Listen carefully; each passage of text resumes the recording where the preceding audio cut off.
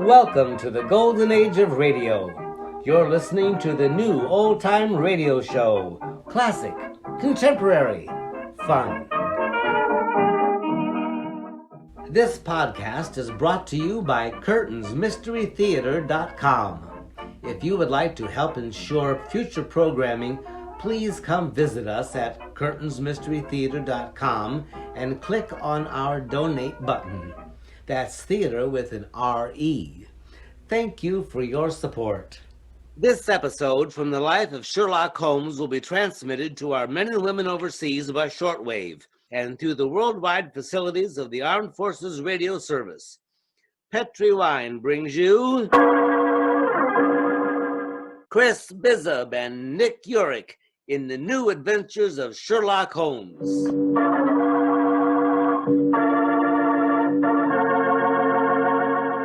The Petri family, the family that took time to bring you good wine, invite you to listen to Dr. Watson tell us another exciting adventure he shared with his old friend, that master detective, Sherlock Holmes. And while you're settling back comfortably in your chair, mind if I tell you about something I'd like you to share with me?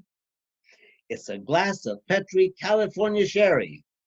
Of course, most people think of Petri California Sherry as the one wine that's really swell anytime, but personally, I like a glass of that Petri Sherry just before dinner. You know, that's the time you're a little on edge, you've just finished your day's work, and you're waiting for your dinner, and, well, that's when you want to lean back and take it easy. And boy, that's the time a glass of Petri Sherry tastes like something just too good to be true. Try it. Petri Sherry is the perfect before-dinner wine. And incidentally, if you like your sherry dry, you know, not sweet, then you'll find that Petri Pale Dry Sherry is just made for you. The important thing is the Petri label, because when it says Petri, it always means good wine.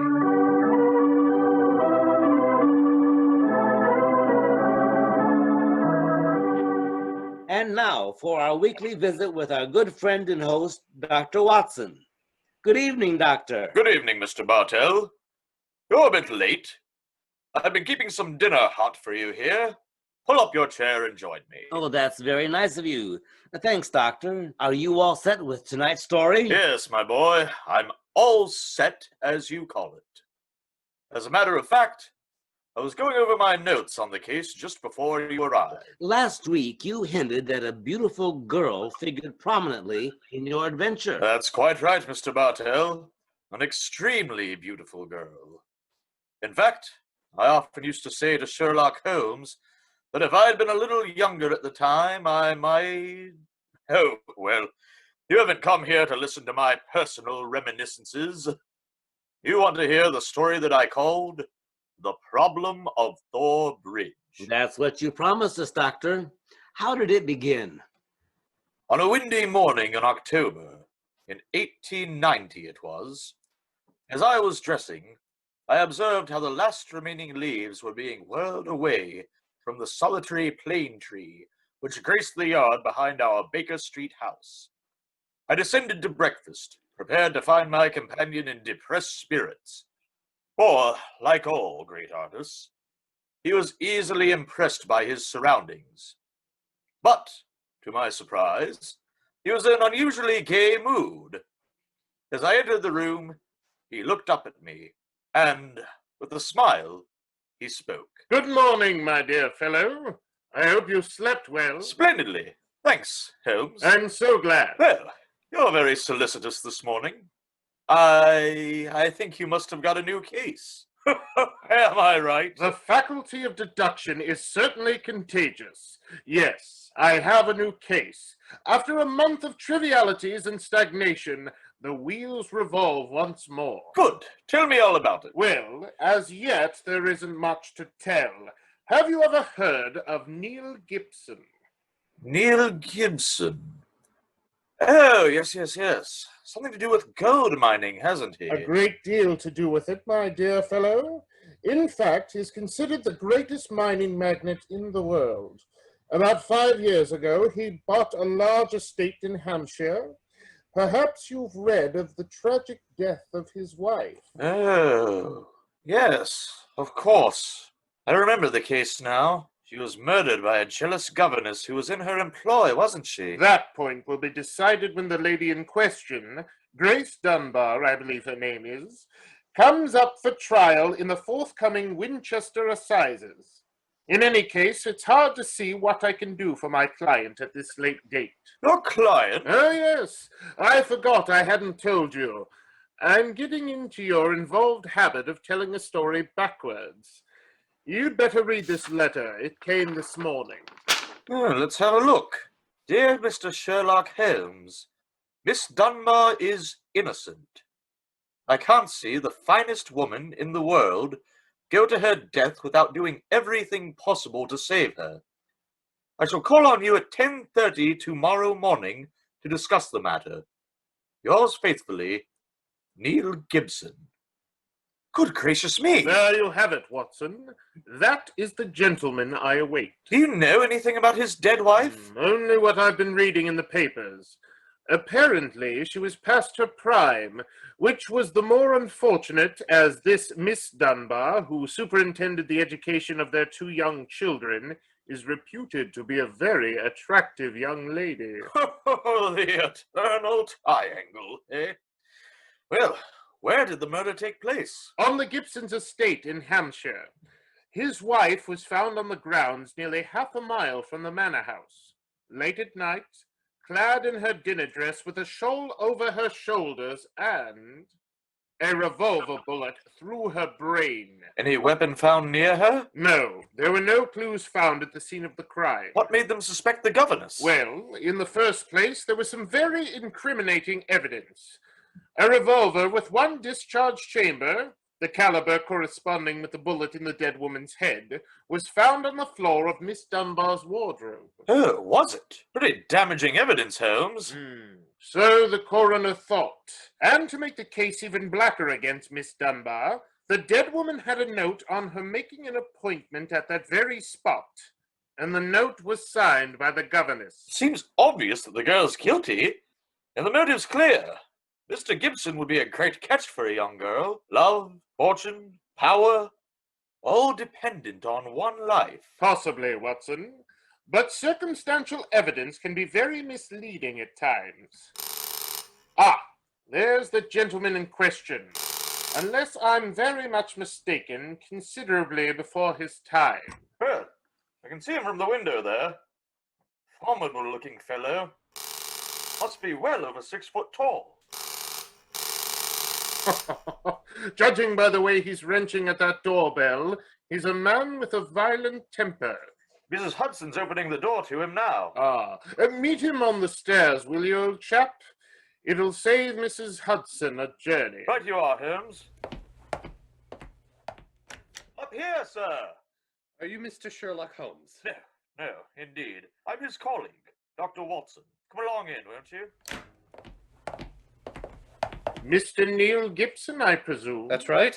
So you're the great Sherlock Holmes, huh? The adjective is your own, Mr. Gibson. Sit down, won't you? By the way, you may speak quite freely in front of Dr. Watson. Well, I may as well begin by telling you that money means nothing to me in this case. You can burn it if it's of any use to you in lighting the truth.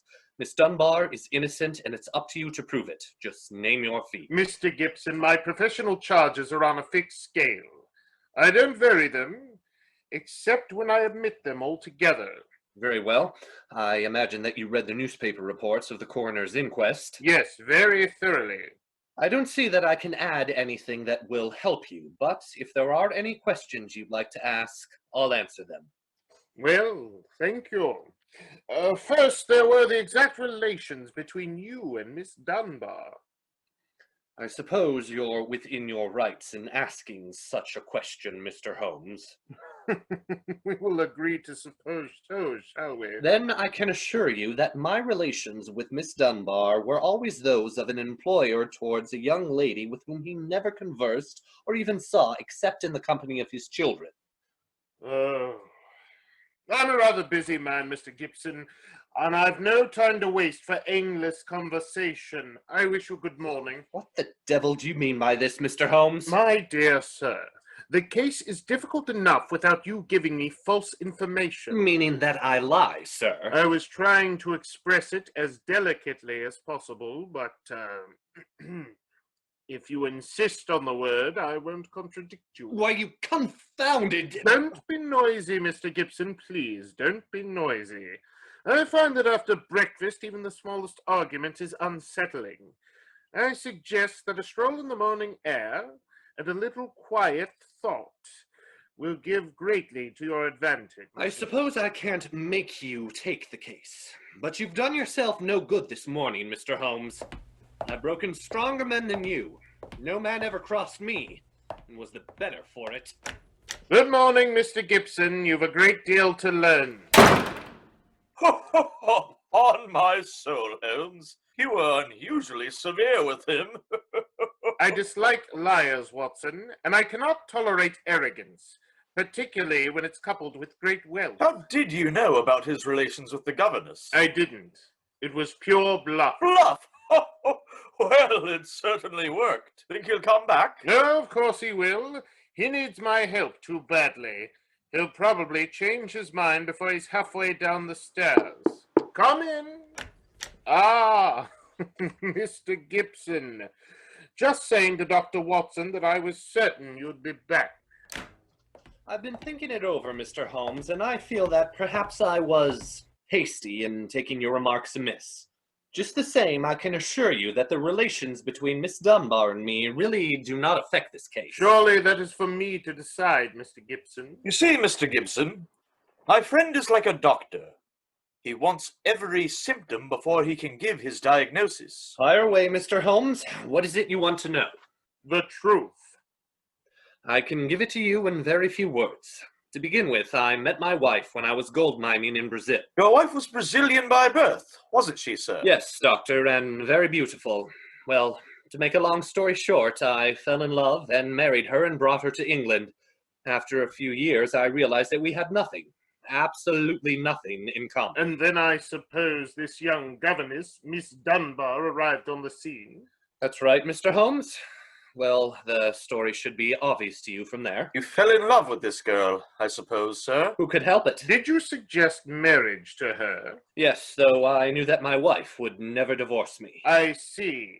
Then you made an utterly insincere proposition to her. Now look here, Mr. Holmes, I came to you on a question of evidence, not of morals. I'm not asking for your criticism. It's only for the young lady's sake that forces me to touch your case at all. Now tell me, sir, what is your own opinion as to Miss Dunbar's guilt? It's very black against her. I can't deny that. One explanation of the tragedy did come into my head, Mr. Holmes. I give it to you for what it's worth. Pray continue, Mr. Gibson. My wife was bitterly jealous. She was half crazy with hatred. She might have planned to murder Miss Dunbar, or we'll say to threaten the girl with a revolver so to frighten her into leaving us.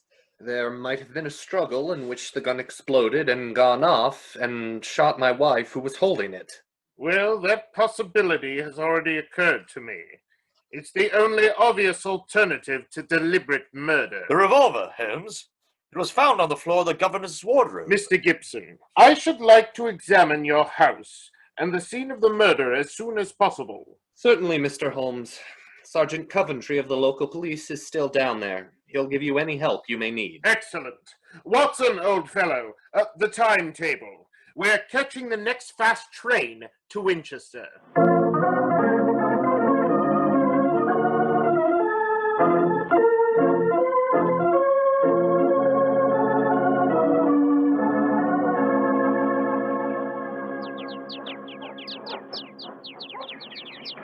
So if I have to have someone else on the case, I'd rather have you, Mr. Holmes. The all gets called in, then we local police loses all credit for any success. Generally gets blamed for the failures. Now I've heard that you play straight. I need not appear in the matter at all, Sergeant Coventry. If I can clear it up, I don't ask that my name even be mentioned. Well, that's handsome of you, I'm sure now. I know your friend Dr. Watson can be trusted too. Don't worry, my dear fellow. He won't steal any of your thunder. Oh, that's nice and friendly of you, Doctor. Well, come on, gentlemen, I'll walk you down to the bridge. That's where we found Mrs. Gibson's body. It's not far from the house here. Well, I must say, Mr. Gibson has a beautiful estate. Must be 60 or 70 acres. Oh, nearly twice that, Doctor. The woods back of the house there belongs to him, too. Mr. Holmes, Yes, Sergeant. there's a question I'd like to ask you. A question I wouldn't ask anyone else. Then please ask it. Don't you think there might be a case against Mr. Gibson himself, sir? I've been considering that possibility. That there Miss Dunbar's a bit of all right. If you ask me, he wanted his wife out of the way. And the pistol she was shot with was his pistol, you know. Oh, was that fact proven? Yes, Doctor. It was one of a pair that he had. One of a pair? Where's the other? Well, Mr. Gibson has a lot of firearms. We never quite matched that particular pistol, but the box was made for two. Well, if it was one of a pair, surely you'd be able to match it. Well, we have them all laid out at the house if you want to look them over. We'll do that later.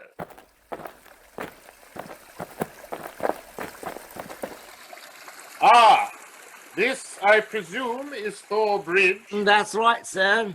Found Mrs. Gibson's body lying right here at the approach to the bridge. I see. I gather from the newspaper reports that the shot was fired at very close quarters. Oh, yes, sir. Very close. Near the right temple, wasn't it? Just behind it, sir. How did the body lie, Sergeant? Oh, on its back, Doctor. No trace of a struggle, no marks, no weapon. And the note from Miss Dunbar was clutched in her left hand. Clutched, you say? Oh, yes, sir. We could hardly open the fingers to get at it. Ah, that's of greatest importance. It excludes the idea that anyone could have placed the note there after death in order to furnish a false clue. What did the note say, Sergeant? Little enough, Doctor. He just said, I will be at Thor Bridge at 9 o'clock. And it was signed Grace Dunbar. Did Miss Dunbar admit to writing it? Oh, yes, sir. What was her explanation? She wouldn't say nothing. Said she was saving her defense for the trial. Yes.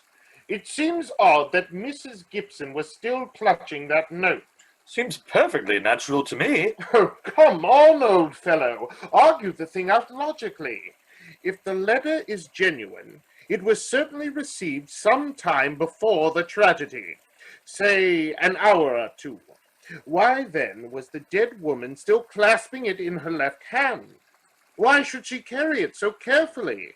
She certainly didn't need to refer to the note at all during the interview. Doesn't it strike you as rather strange? Well, now you put it that way, it does seem a little peculiar. Hello? Did you notice this, Sergeant? Oh, you mean that chip out of that stone on the underside of the parapet of the bridge, sir? Yes, I noticed it. Didn't think nothing of it, though. Not a very large chip. Yes, but it's been done recently. Notice how the stonework is white, just here. It took some violence to do that. Hand me your cane, Watson, will you? Here you are. Thanks. Yes, it was a hard knock.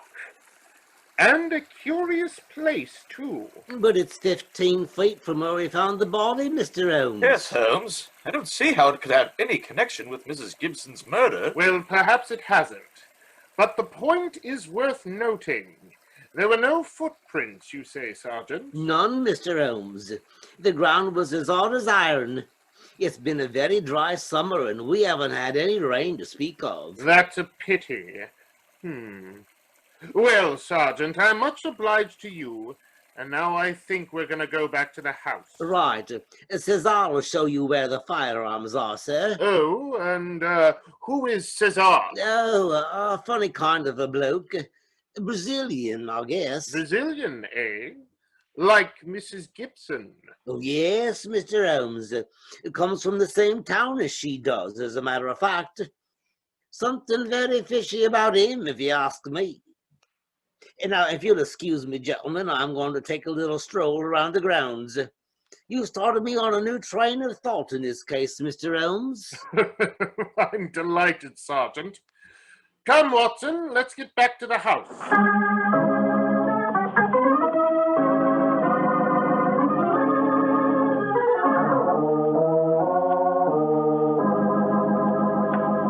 I see. And these are all the firearms in Mr. Gibson's possession, eh, Cesar? Except for the revolver that is missing from the case. I've never seen such a collection of guns and revolvers in all my life. Mr. Gibson have many enemies, senor. He always slept with a loaded pistol beside his bed. He is a man of great violence. There have been times when all of us were afraid of him. Did you ever witness physical violence towards Mrs. Gibson? No, senor.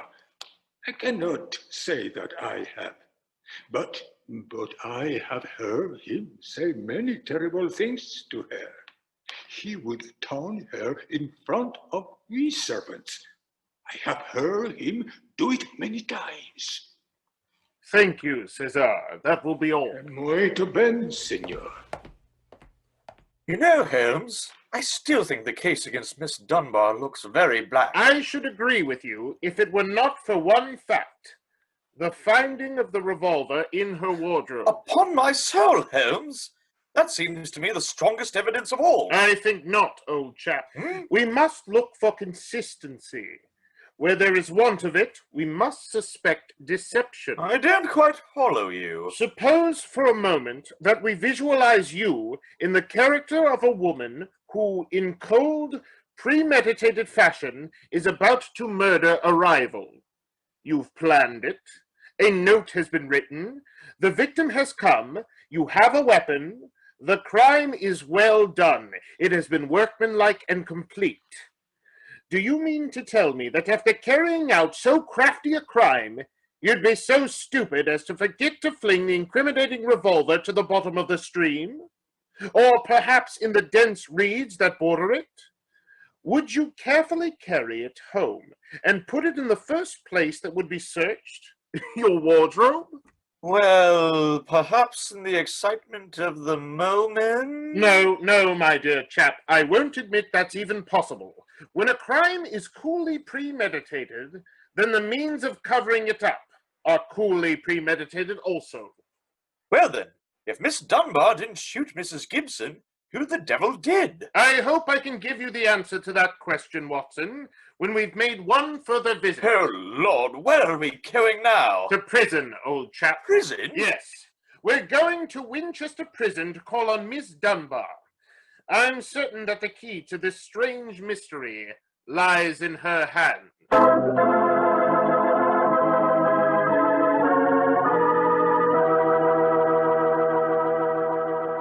You'll hear the rest of Dr. Watson's story in just a few seconds.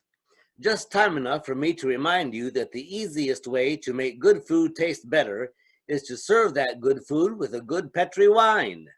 If you like red wine, well, you want a Petri California Burgundy. If you'd rather have a white wine, then you want a Petri California Sauterne.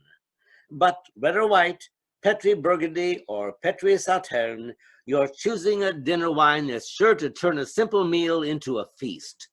Your whole family and all your friends will love Petri, the wine that makes good food taste better. And now, back to Dr. Watson and tonight's Sherlock Holmes adventure, The Problem of Thor Bridge. Well, Doctor, did you go to Winchester Prison and see Miss Dunbar? We did, Mr. Bartell. An hour later found the two of us sitting in a dank and gloomy cell, talking to one of the most beautiful girls that I've seen. Her bright, flashing eyes and her air of quiet confidence seemed sadly out of place in such a setting. Holmes spoke to her, quietly soothing her. Miss Dunbar, tell us of your true relations with the dead woman. She hated me, Mr. Holmes. She hated me with all the passion of her distorted mind. Please tell us what happened exactly on the evening of Mrs. Gibson's death. Well, I received a note from her in the morning. A note imploring me to meet her at the bridge after dinner that night. She said she had something important to say to me. Did you keep that note, Miss Dunbar? No, Doctor. Well, she asked me to destroy the note. So I burned it in the schoolroom grate. I saw no reason for such secrecy, but... Well, I did as she asked. And yet she kept your reply very carefully. That's interesting. Tell me, what happened when you met her that night? When I reached the bridge, she was waiting for me. I won't tell you what she said, but she poured out her whole wild fury in burning, horrible words. I did not even answer. I couldn't. It was dreadful even to look at her. She was like an insane woman, standing there screaming disgusting insults at me. I put my hands to my ears, and I rushed away. Where was she standing when you left her? Within a few yards of the spot where her body was found later. And yet, presuming she met her death shortly after you left her, you heard no shot. No, I heard nothing. But I was so upset, Mr. Holmes, that I rushed straight back to my room. Did you leave it again that night? Yes. When the alarm came that Mrs. Gibson was dead, I ran out with the others. Did you see Mr. Gibson? Yes, Doctor. He had just returned from the bridge when I saw him. He had sent for the doctor and the police. This pistol that was found in your room, have you ever seen it before? Never, Mr. Holmes. I swear it. When was it found, Miss Dunbar? Next morning, when the police made their search. It was on the floor of my wardrobe, where I keep my shoes. You've no idea how long it had been there? Well, it hadn't been there the morning before. How do you know? Because I tidied up the wardrobe that day. I see. Then someone must have come into your room and placed the pistol there in order to incriminate you. I'm certain of it. Well, when? When could they have done that? Well, it could have been at mealtime or when I was in the schoolroom with the children. Yes. Miss Dunbar, on examining the scene of Mrs. Gibson's death, I noticed that a piece of stonework on the underside of the parapet of the bridge had been broken away. Can you suggest any possible explanation for that? Oh, surely it must have just been a mere coincidence, Mr. Holmes. Possibly. But why should it appear at the very time of the tragedy and in the very place? Could it possibly be that... Why, yes. Of course, idiot. Why didn't I think of it before? Come on, Watson. Where are we going, Holmes? Back to Thor Bridge, old fellow, as fast as we can get there. What have you found out, Mr. Holmes? The answer to this mystery, I hope, my dear young lady. You will get news before the day is out. And meanwhile, take my assurance that the clouds are lifting and that the light of truth is breaking through.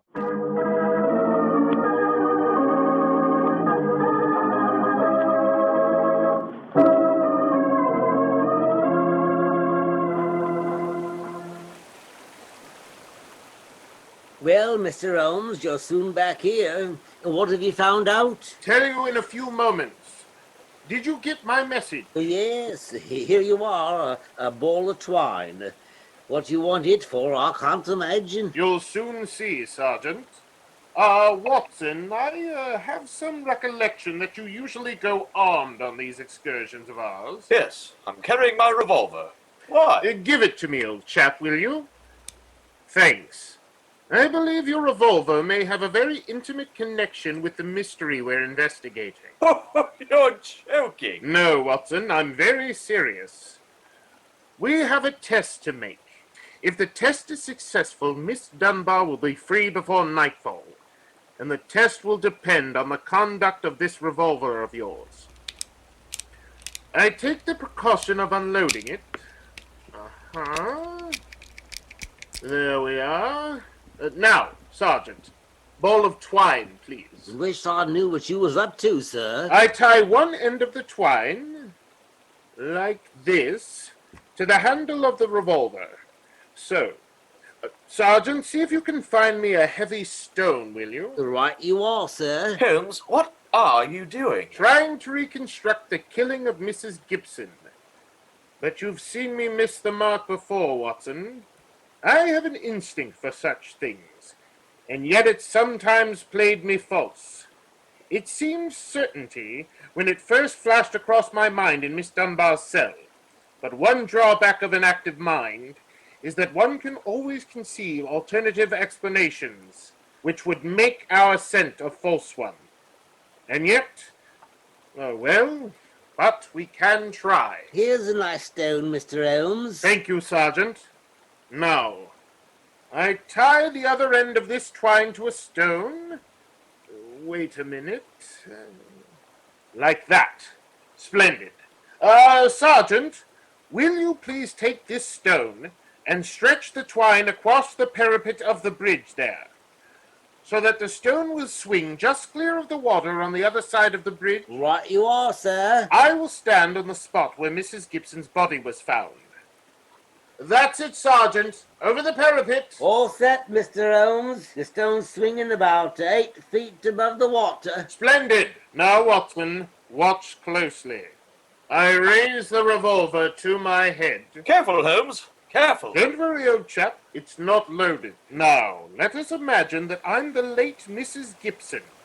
I raise the revolver to my head and fire it. Instantly, my fingers release their grip and... there's your answer, Watson. Great Scott! The revolver flashed back out of your hand, struck the parapet of the bridge, and then the weight of the stone flipped it over into the water. Was there ever a more exact demonstration? Come on, old fellow. You're a bloomin' magician, Mr. Holmes. That's what you are, a bloomin' magician. Look at that. There's a second chip on the stonework of the parapet here. Same size as the first. Then the murder of Mrs. Gibson... Wasn't a murder at all. It was suicide. What? We can follow the various steps quite clearly. A note was extracted very cleverly from Miss Dunbar. A note which made it appear that she had chosen the scene of the crime. Mrs. Gibson, in her anxiety that the note should be discovered, somewhat overdid it by holding it in her hand to the last. That alone should have excited my suspicions earlier than it did. Then she stole one of her husband's revolvers. And planted the other one in Miss Dunbar's wardrobe. Exactly. After discharging one of the cartridges, which she could easily do in the woods without attracting suspicion, she then went down to the bridge, where she contrived this exceedingly ingenious method of getting rid of her weapon. When Miss Dunbar appeared, she used her last breath in pouring out her hatred, and then, when the girl had left, carried out her terrible purpose. And then the missing revolver... You'll find it, with the aid of a grappling hook, at the bottom of the stream, and also the stone and the string, with which this vindictive woman attempted to disguise her own crime, and fasten a charge of murder on an innocent victim. Yes, Sergeant. And don't forget, while you're at it, that my revolver's down there, too. Oh, don't worry, Doctor. I'll get some grappling hooks right away. I must say, Holmes, you've solved this case brilliantly. Quite brilliantly. I disagree, old chap. I fear that you will not improve my reputation by adding the case of the Thor Bridge mystery to your annals. Oh, nonsense, but that's ridiculous. Oh, no, it isn't, old boy. I've been sluggish in my mind, and wanting in that mixture of imagination and reality which is the very basis of my art. I confess that the chip in the stonework was a sufficient clue to suggest the true solution, and I blame myself for not having attained it sooner. Well, Holmes, personally I agree with the sergeant's opinion of you. Oh? What was that, old fellow? You're a bloomin' magician, Mr. Holmes. That's what you are, a bloomin' magician. Ho, ho, ho, ho.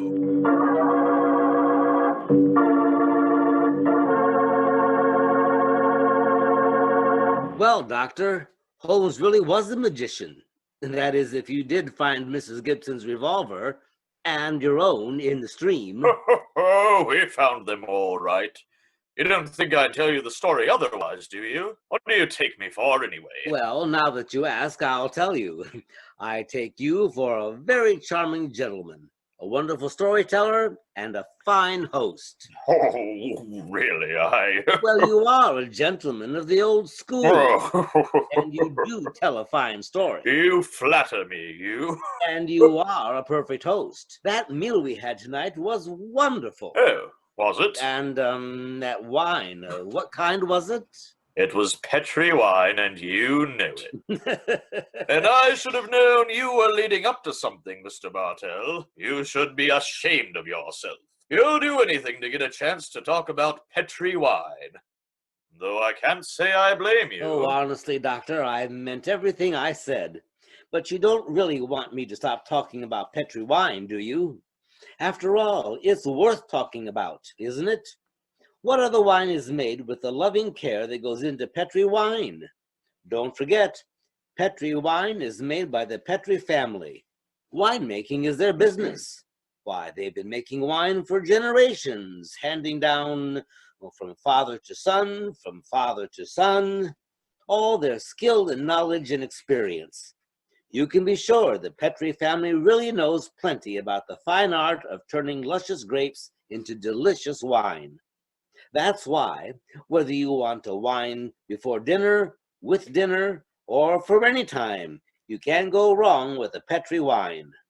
And now, Dr. Watson, what news story are you planning to tell us next week? Well, next week, Mr. Bartell, I'm going to tell an adventure that Holmes and I had amid the oriental magnificence of a Maharaja's palace in India. India? Sounds intriguing.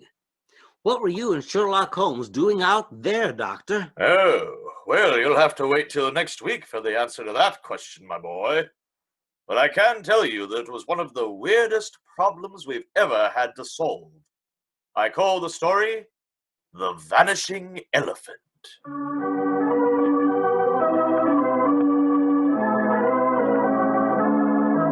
Tonight, Sherlock Holmes' adventure is written by Dennis Green and Anthony Boucher and is adapted from the Sir Arthur Conan Doyle story, The Problem of Thor Bridge. The Petri Wine Company of San Francisco, California invites you to tune in again next week. Same time, same station. Oh, the Petri family took a time to bring you such good wine. So when you eat and when you cook, remember Petri wine. To make good food taste better, remember Petri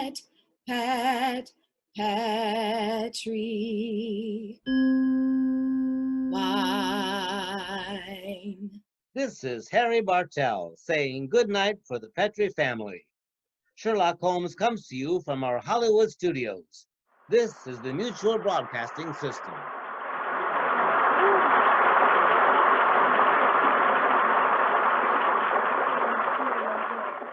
This episode of Sherlock Holmes starred Chris Bizzov as Sherlock Holmes and Nick Urich as Dr. Watson.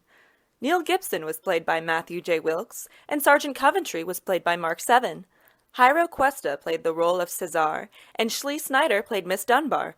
Vocal talent was provided by Jennifer Meyer. Thanks for listening to the New Old Time Radio Show. Make sure to tell your friends, like us on Facebook, and leave us a review on Apple Podcasts. We'll see you in 2 weeks when the New Old Time Radio Show brings you Inner Sanctum Mysteries.